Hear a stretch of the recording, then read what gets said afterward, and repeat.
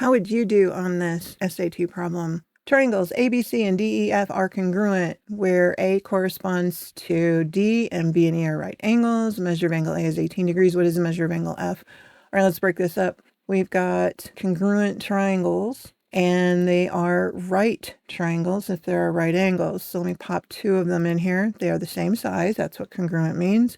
And we know they're both right. A corresponds to D, and the right angles are B and E. So that's how that would have to be written out. That makes the other points C and F. If A is 18 degrees, which is right here, they are asking you to find angle F. It's like, really? That they aren't the same.